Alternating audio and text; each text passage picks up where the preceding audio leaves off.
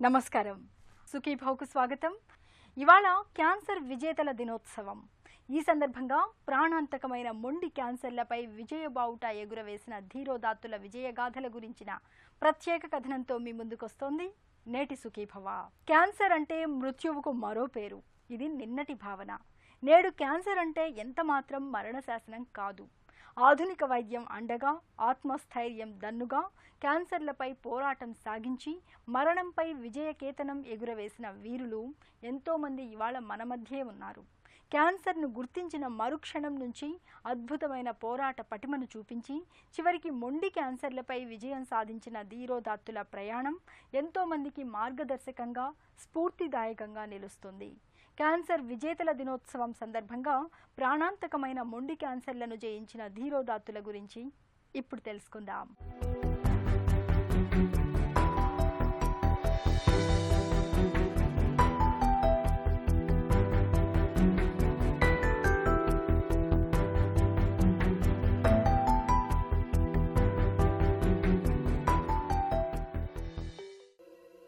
Cancer అంటేనే భయం.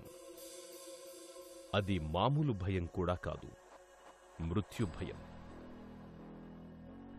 చాలామందికి క్యాన్సర్ అనేది ఓ భూతంలానో మహమ్మారిలానో కనిపిస్తుంది. నిజానికి ఒకప్పుడు అంతగా మెడిసిన్ అభివృద్ధి చెందని కాలంలో క్యాన్సర్ అనేది ప్రాణాంతకమైందే. కానీ ఇప్పుడు అలా కాదు. సర్జరీలు, కీమోథెరపీలు, రేడియేషన్ చికిత్సలు ఇలా ఎన్నో అందుబాటులోకి వచ్చాయి. క్యాన్సర్లను గుర్తించే పరీక్షలు కూడా లెక్కలేనన్ని ఉనికిలోకి వస్తున్నాయి. ఇప్పుడు క్యాన్సర్లని తొలి దశలో గుర్తిస్తే నయం చేయడం పెద్ద కష్టమైన పనేమి కాదు. ఈ అవగాహన ఉన్నవారు క్యాన్సర్ల విషయంలో పెద్దగా గాబరా పడరు. డాక్టర్ హేస్టింగ్స్ అన్న ఆయన 1987 నవంబర్ 20వ తారీఖున ఒక సమావేశంలో ఆయన నిర్ణయం తీసుకున్నారు. ఇట్లా మనం సర్వైవర్ డే అనేది పెడితే చాలా బాగుంటుంది అనేది. ఏ తారీఖున, ఏ తేదీ అనేది దేనికి ఎప్పుడు పెడదామని ఆలోచిస్తే మొదటి ఆదివారం ఆఫ్ జూన్ నెలలో పెడితే చాలా బాగుంటుందని నిర్ణయించారు. కాబట్టి ప్రతి మొదటి ఆదివారం జూన్ నెలలో మనం నేషనల్ క్యాన్సర్ సర్వైవర్ డే అనేది చేసుకుంటాం. ఇది ఎక్కడ మొదలుపెట్టారంటే న్యూ మెక్సికోలో ఆల్బెక్రూ అనే చోట ఇది మొదలుపెట్టారు. అసలు క్యాన్సర్ సర్వైవర్ డే రోజున ఏం చేయాలి మనం అంటే, మొదటిది ఈ క్యాన్సర్ సర్వైవర్ని గౌరవించాలి. అది చాలా ఇంపార్టెంట్ అయిన విషయం. అంటే మీరు వేరే మనిషిని గౌరవించడం అనేది, సర్వైవర్నే కాదు ఎదుటి మనిషిని అందరిని గౌరవించడం అనేది మన ముఖ్య ఉద్దేశం. అది మన పెద్దలు నేర్పినది. ఎవరైనా సరే ప్రతి మనిషిని గౌరవించాలి. క్యాన్సర్ సర్వైవర్ని ఎక్కువగా గౌరవించాలి. ఎందుకనంటే cancer is once upon called death sentence. Death sentence అంటే ఒకసారి క్యాన్సర్ వస్తే ఇక అది డెత్ సెంటెన్స్ అని అనుకునేవారు. కానీ క్యాన్సర్ ఈజ్ నౌ ఇదేంటి ఇప్పుడు ఏముంది, ట్రీటబుల్. తర్వాత చాలా వరకు క్యాన్సర్స్ క్యూరబుల్. సో మనం ఈ ప్రజల్లో అవగాహన కలిగించాలంటే ఏం చేయాలి, ఈ సర్వైవర్స్ని మనం గౌరవించాలి. ఎలా గౌరవించాలి? క్యాన్సర్ సర్వైవర్ డే ముఖ్యోద్దేశాలు ఏంటంటే, ఈ గ్రూప్స్ అంటే మనకున్న ఈ రకరకాల వాలంటీర్స్, ఈ వాలంటరీ ఆర్గనైజేషన్స్ అన్నీ కూడా వీళ్ళకి ఒక విధమైన సపోర్ట్ చేయాలి. ఎలా సపోర్ట్ చేస్తారు మీరు ఈ క్యాన్సర్ సర్వైవర్స్కి? ఒకటి ఉదాహరణకు రొమ్ము క్యాన్సర్ తీసుకుందాం. దీంట్లో చాలా రకమైన మంది ఏంటంటే, అరే నేను బ్రా వేసుకోవడంలో కష్టపడుతున్నానే అని అనుకుంటారు. దానికి సింపుల్గా గుడ్డతో చేసిన 50 రూపాయలు ఖరీదైన ఆర్టిఫిషియల్ బ్రాలు దొరుకుతున్నాయి. 100 రూపాయలు, 50 రూపాయలు చాలా వరకు అందరూ ఎఫర్ట్ చేసుకోగలరు. అక్కడి నుంచి 5,000 రూపాయల ఇంపోర్టెడ్ ప్రాసెస్, సిలికాన్ ప్రాసెస్ కూడా దొరుకుతుంది. ఇవన్నీ మనం వాళ్ళకి ఉచితంగా కానీ సబ్సిడైజ్డ్ ప్రైస్లో కానీ ఇవ్వగలిగితే అది చాలా సాయం చేసినట్టు. తర్వాత ఏంటంటే, ఈ నోటి క్యాన్సరు, మ్యాక్సిలరీ క్యాన్సర్ వాళ్ళకి ఆప్చురేటర్స్ అంటారు. అంటే పై దవడ తీసేసినప్పుడు మన ఆనందం ఏంటంటే ఏమవుతుందంటే ముక్కులోకి వచ్చేస్తాం, నేసల్ రిగస్టేషన్ అంటారు. దానికి పెట్టడానికి మనం ఆప్చురేటర్స్ అనేది వాడతాం. ఆప్చురేటర్ అనేది డెంటల్ ప్లేట్ ఉంది కదా, మీరు చూసే ఉంటారు, మన పెద్దవాళ్ళు వాడతారు. అలాంటిదే లోపల పెట్టుకుంటే ఏంటంటే మాట బాగా వస్తుంది, తినటానికి కుదురుతుంది, తాగటానికి కుదురుతుంది, అపియరెన్స్ అంటే చూడటానికి కూడా చాలా బాగుంటుంది. అందుకని ఇలాంటివి కనుక ఖరీదు ఎక్కువ కావు. మనం కనుక వాళ్ళందరికీ కనుక ఇస్తే ప్రభుత్వ పరంగా కానీ ఈ వాలంటరీ ఆర్గనైజేషన్గా కానీ చాలా వరకు మనం వాళ్ళకి ధైర్యం, సెల్ఫ్ కాన్ఫిడెన్స్ అంటే వాళ్ళంతటా వాళ్ళే సెల్ఫ్ కాన్ఫిడెన్స్ అనేది క్రియేట్ చేయొచ్చు. ఉదాహరణకు కొంతమంది కాలు తీసేస్తారు, కొంతమందికి ఈ ఆంపుటేషన్స్ అనేది బోన్ క్యాన్సర్స్లో కొంత చేసిన వాళ్ళకి ఉచితంగా వాళ్ళకి ప్రాసెస్లు ఇవ్వటం, ఆర్టిఫిషియల్ లిమ్స్ ఇవ్వటం, ఇలాంటివన్నీ కూడా చేయొచ్చు. ఇది ఒక రకమైన హెల్ప్ అన్నమాట. రెండో రకం ఏంటంటే మన సర్వైవర్స్కి ఒక్కోసారి డీహైడ్రేషన్ అంటే ఇప్పుడు వేసవకాలం ఉంది, చెమటలు కారిపోతున్నాయి, నీళ్ళన్నీ డీహైడ్రేట్ అయిపోతారు. ఇలాంటి వాళ్ళకి మనం ఐవీ ఫ్లూయిడ్స్ లాంటివి ఎక్కించడం, సెలైన్ ద్వారా ఎక్కించడం, ఇలాంటివి వైద్యం తీసుకున్నప్పుడు తీసుకోవచ్చు. తర్వాత వైద్యం అయిపోయినప్పుడు కూడా ఒక్కొక్కసారి వాళ్ళు చాలా నీరసంగా ఉన్నప్పుడు కూడా ఇది ఇప్పించవచ్చు. దీనికి ఇన్ఫ్యూజన్ సెంటర్స్ అనేది ఉంటాయి. అంటే మనకు పాశ్చాత్య దేశాల్లో ఇన్ఫ్యూజన్ సెంటర్స్ అనేది ఉంటాయి. అలాగే మనం కూడా ఏదైనా ఈ చిన్న చిన్న ప్లేస్లో కూడా ఇన్ఫ్యూజన్ సెంటర్స్ అనేది పెడితే వాళ్ళకి సహాయపడవచ్చు. అట్లాగా అది దీనికి ఏంటంటే ఒక న్యూట్రిషనిస్టు అంటే ఈ డైటీషియన్ ఒకళ్ళు, ఫార్మసిస్టులు వీళ్ళని కలిపి ఎవరైనా వాలంటరీ ఆర్గనైజేషన్ ఈ రకమైన సాయం కూడా చేయొచ్చు వీళ్ళకి. కేర్ అండ్ క్యూర్ అనే మెడిసిన్లో 2 పదాలుంటాయి. జబ్బుకు చికిత్స చేస్తే దాన్ని క్యూర్ అంటారు. జబ్బుతో బాధపడుతున్న వ్యక్తికి అవసరమైన మానసిక దన్నును, ధైర్యాన్ని అందించి ఆ వ్యక్తిని సమస్యలోంచి బయటపడేయడం అన్నది కేర్ కిందకొస్తుంది. క్యాన్సర్ విషయంలో కూడా ఇదే పనిచేస్తుంది. సర్జరీ, కీమోథెరపీ, రేడియేషన్ థెరపీ ఇవన్నీ కూడా క్యాన్సర్లను తగ్గించడంలో 50% పనిచేస్తాయి. మిగతా 50% అన్నది మనం క్యాన్సర్ను జయిస్తాం అన్న నమ్మకం, ధైర్యం, బంధువులు, మిత్రులు, ఆప్తులు ఇచ్చే వెన్నుదన్నులో ఉంటుంది. మనం చేయాల్సింది ఏంటంటే వాళ్ళతో మనోధైర్యం నింపటం. దీన్ని ఏంటంటే మోస్ట్లీ ఈ వాళ్ళతో కొంచెం టైం స్పెండ్ చేయటం. చాలామంది నన్ను అడుగుతుంటారు, నేను అమెరికాలో ఉంటున్నాను, మా అమ్మ నాన్న ఇక్కడ ఉంటారు, అమ్మకి క్యాన్సర్ వచ్చింది, ఏం చేయాలని. సీరియస్గా ఎంతకాలం బతుకుద్దని అడుగుతారు. ఎంతకాలం బతికిందని కాదు, ఆవిడ బాగున్నప్పుడే వచ్చి కొంతకాలం టైం స్పెండ్ చేస్తే అంటే కొంతకాలం వాళ్ళతో కనుక ఉంటే వాళ్ళకి ఇది సైకలాజికల్గా కానీ మోరల్గా కానీ ఉపయోగపడుద్ది. కాబట్టి క్యాన్సర్ సర్వైవర్స్కి టైం స్పెండ్ చేయటం. రెండవది వాళ్ళ చేత మనం ఏం చేయాలంటే ఉపన్యాసాలు ఇప్పించాలి. ఎక్కడన్నా చాలామంది చదువుకున్న వాళ్ళు ఉంటారు, నాకు తెలిసి లెక్చరర్స్ ఉన్నారు, వాళ్ళు ఒకసారి ఉపన్యాసాలు ఇప్పించవచ్చు. అంటే సర్వైవర్స్ మేము ఇంతకాలం నుంచి బతుకుతున్నాం, మాకు ఏ రకమైన ప్రాబ్లం లేదు అని చెప్పించవచ్చు. తర్వాత ఇంకొకటి ఏంటంటే ఈ పక్కన వాళ్ళందరూ కూడా వీళ్ళని ఈ సర్వైవర్స్ని ఒక చిన్న చూపు చూడటం అనేది మన దేశంలో ఎక్కువగా ఉంది. అది చాలా తప్పు. నేను అందుకే చెప్తాను, ప్రతి క్యాన్సర్ పేషెంట్ బారిన పడ్డ ప్రతి వాళ్ళు కూడా వెంటనే తమ పని తాను చేసుకోవాలి. ఉద్యోగం చేస్తున్నాడు, సెలవులు తీసుకోకూడదు. ఏదో 6 నెలల లీవ్ అని అంటారు. 6 నెలల లీవ్ మీకు నిజంగా బాగోపోతే తీసుకోండి. వీలైనంత వరకు ఎక్కువ కాలం మీ పనిలో గడపండి. కుటుంబంతో కనుక సపోర్ట్ ఉంటే, అదృష్టవశాత్తు మన దేశంలో ఇంతవరకు కుటుంబ వ్యవస్థ చాలా వరకు బాగుంది కాబట్టి వాళ్ళకి మనం ఈ రకంగా కుటుంబ తరపున చాలా వరకు సపోర్ట్ చేయాలి. సైకలాజికల్ సపోర్ట్ ఇవ్వాలి, ఫైనాన్షియల్ సపోర్ట్ కొంతమంది పేదవాళ్ళకి. మూడోది ఏంటంటే సోషల్ సపోర్ట్, ఉద్యోగం చేస్తున్నప్పుడు కానీ వాటిలో కానీ. ఇవి కాకుండా పాశ్చాత్య దేశాల్లో ఏం చేస్తారంటే ఈ క్యాన్సర్ సర్వైవర్ డే రోజున ఈ రకరకాల బలూన్స్, బర్త్డేలు పెడతారు.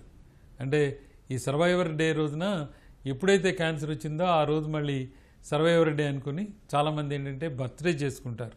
అందరూ క్యాన్సర్ సర్వైవర్ డే రోజున బర్త్డేలు చేసుకుంటారు, పార్టీలు చేసుకుంటారు, తర్వాత వీళ్ళ చేత ఉపన్యాసాలు ఇప్పిస్తారు, వీళ్ళని సన్మానం అరేంజ్ చేస్తారు. తర్వాత ప్రతి వాళ్ళ చేత పాశ్చాత్య దేశాల్లో ఈ ఆటలు ఆడిస్తారు, గేమ్స్. ఇవన్నీ కూడా వాళ్ళని గౌరవించుకుంటాం మూలాన మన యొక్క రెస్పాన్సిబిలిటీ, ఇది మన బాధ్యతగా గుర్తిస్తారు చాలా వరకు క్యాన్సర్ సర్వైవర్ డే రోజున. క్యాన్సర్ బారిన పడ్డామని తెలిస్తే ఎంతటి వారైనా పిడుగుపడ్డట్టుగా కంపించిపోతారు. ఇక తమ జీవితం ముగిసిపోయిందని అనుకుంటారు. అయితే ఈ భయాన్ని జయిస్తే క్యాన్సర్పై సగం విజయం సాధించినట్లేనని చెబుతారు విజేతలు. క్యాన్సర్పై సాగించే పోరాటంలో విజేతల మాటల శక్తి అసమాన్యం, వారి అనుభవాల విలువ అమేయం.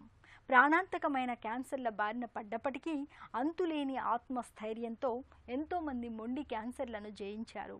క్యాన్సర్ భయాన్ని అధిగమించి మొండి క్యాన్సర్లపై విజయం సాధించిన మరికొంతమంది విజేతల గురించి ఇప్పుడు తెలుసుకుందాం.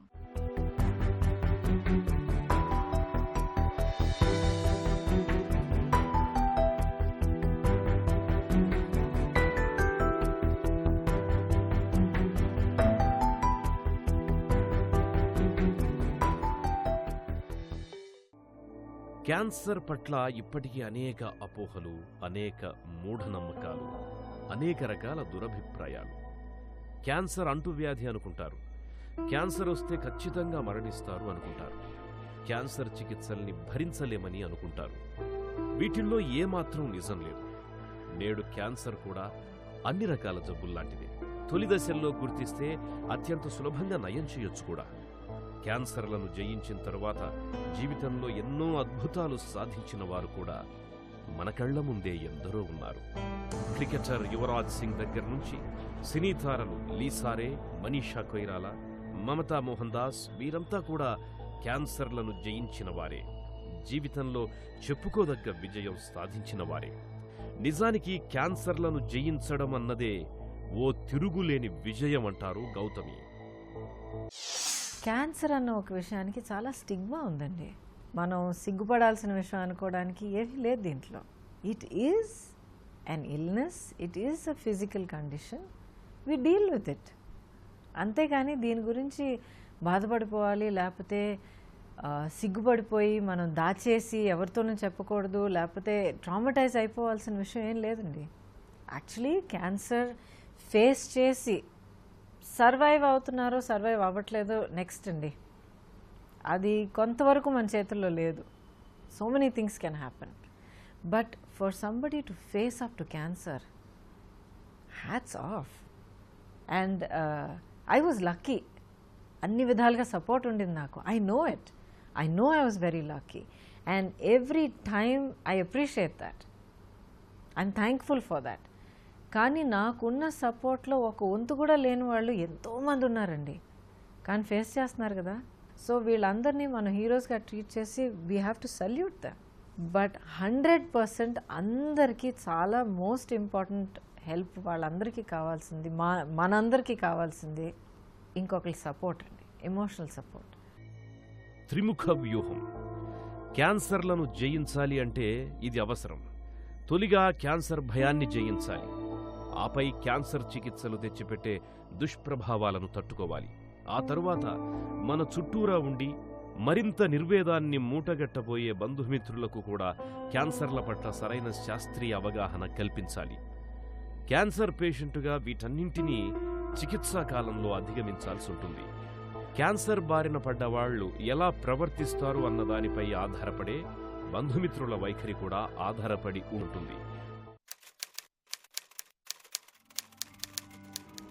The moment you fear you are nobody అని ప్రవచిస్తాడు స్వామి వివేకానంద. నిజమే, భయం మహా చెడ్డది. క్యాన్సర్ విషయంలో అచ్చంగా ఇదే భయమే చోటు చేసుకుంటుంది. ఈ భయాన్ని జయించడమే ఇక్కడ ప్రధాన విషయం. క్యాన్సర్ పేరు వింటేనే భయం ఆవహిస్తుంది. అలాంటిది క్యాన్సర్ తమకే ఉందని తెలిస్తే ఇక ఎక్కడ లేని భయం, భయంతో పాటే ఆందోళన, నిరాశ, నిస్పృహలు, మానసిక కుంగుబాటు, ఇలా మానసిక సమస్యలు చుట్టుముడతాయి. అందుకే క్యాన్సర్ విషయంలో భయాన్ని జయించడం అత్యంత ప్రధానం. ఈ క్యాన్సర్ సర్వైవర్ డే రోజున వాళ్ళకి మనం చేయాల్సిన ఉపోద్దేశం ఏంటంటే, మెయిన్గా చెప్పాల్సింది ఏంటంటే, బాబు మీరు నలుగురికి చెప్పండి. ఈ చెప్పటం వలన ఈ భయం అనేది ఉండదు. చాలా వరకు మమ్మల్ని అడుగుతూ ఉంటారు, ఏపీ రిసెక్షన్ అని విరోచనం పేగు క్యాన్సర్ చేసినప్పుడు పేగు బయట పెడతాం, బయట ఉంటుంది. సో అప్పుడు ఏం చేస్తామంటే, ఒక్కొక్కసారి దొరికితే అంతకుముందు ఈ రకమైన ఆపరేషన్ చేసిన రోగి అనుకుంటే వాళ్ళని పిలిపించి నువ్వు కూడా చూపెట్టు బాబు ఎలా ఉంటుంది అనేది. అది చూపెడితే చాలా వరకు వీళ్ళు కన్విన్స్ అవుతారు. సో కాబట్టి వీళ్ళే ఇప్పుడున్న ఎవరైతే వారు క్యాన్సర్ సర్వైవర్స్ అన్నారే వాళ్ళే ఈ జబ్బుకి రియల్ అంబాసిడర్స్. అంటే మీ మూలానే ఇది ఎర్లీ క్యాన్సర్ సైన్స్ కానీ, రాకుండా తీసుకోవాల్సిన జాగ్రత్తలు కానీ, తర్వాత ఏంటంటే సిగరెట్ తాగొద్దు, ఈ ఆల్కహాల్ ఎక్కువ తీసుకోవద్దు, ఇవన్నీ చెప్పడానికి మీరే ఎక్కువ ఇంపార్టెన్స్ ఇవ్వాలి. కాబట్టి ఈ సర్వైవర్స్కి సమాజం తరపున ఏం చేయాలి, వాళ్ళు సమాజానికి ఏం చేయాలి, ఈ రెండు మనం ఆలోచించాలి. చుట్టుపక్కల వాళ్ళందరినీ కూడా అమ్మ మీరు జాగ్రత్తగా చూసుకోండి, ఏమైనా గడ్డలు ఉంటే తర్వాత అలా రొమ్ములో గడ్డలు ఉంటే ఏమైనా చూసుకోండి, తర్వాత మచ్చలు ఏమైనా పెరుగుతుంటే చూసుకోండి. ఇవన్నీ కూడా పక్కన వాళ్ళకి చెప్పటం వలన వీళ్ళ మూలాన మిగతా వాళ్ళందరూ కూడా స్టిమ్యులేట్ అయ్యి తొలి దశలో క్యాన్సర్ అనేది కనుక్కుంటారు. క్యాన్సర్ కోరలకు చిక్కామని తెలిస్తే ఎవరికైనా కాళ్ల కింద నేల కుంగిపోతున్నట్లుగా అనిపిస్తుంది. క్యాన్సర్ బారిన పడ్డప్పుడు విపరీతమైన మానసిక వేదన మనిషిని కుంగదీస్తుంది. ఒకవైపు క్యాన్సర్తో పోరాటం, మరోవైపు కీమో రేడియేషన్ల తాలూకు దుష్ఫలితాల మూలంగా చెట్టంత మనిషి సైతం నిర్వీర్యమైపోతూ ఉంటాడు. ప్రాణాంతకమైన క్యాన్సర్లను సైతం తమ అంతులేని మానసిక స్థైర్యంతో అధిగమించిన మరికొందరి విజేతల గురించి ఇప్పుడు తెలుసుకుందాం.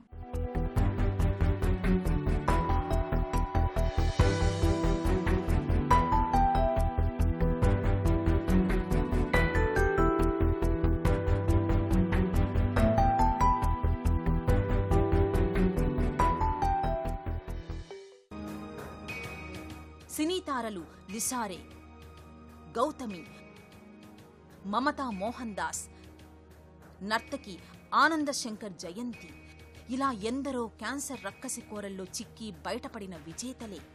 వీరందరూ నేడు ఎందరికో స్ఫూర్తి ప్రదాతలుగా నిలుస్తున్నారు.